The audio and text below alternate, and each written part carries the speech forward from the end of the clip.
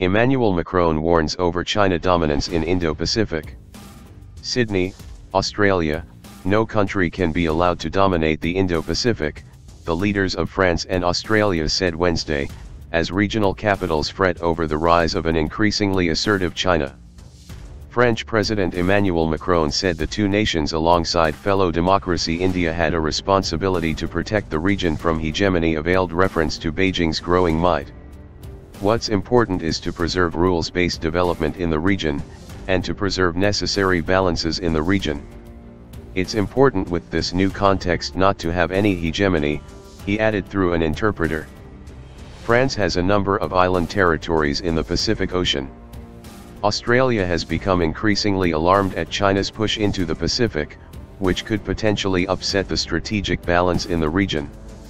Neighbour New Zealand has also voiced concerns about strategic anxiety, diplomatic code for Beijing's influence among the region's island nations.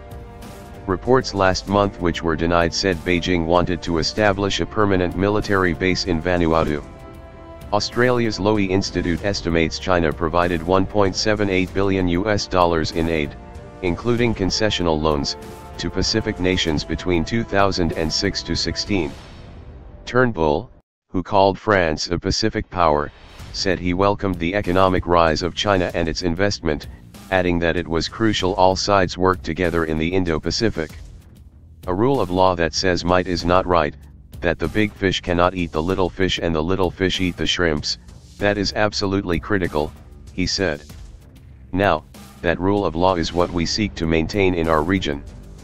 Macron, only the second serving French leader ever to visit Australia, has described ties between the two countries as historic, recalling how Australian soldiers helped defend France in World War I and II.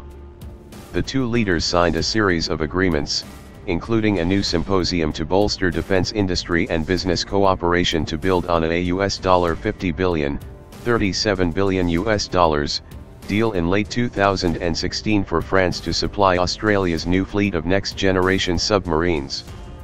There were also climate-based agreements on developing technologies to harness solar power and protect reefs. Macron on Thursday heads to New Caledonia to rally support for the territory remaining part of France when residents go to a referendum in early November.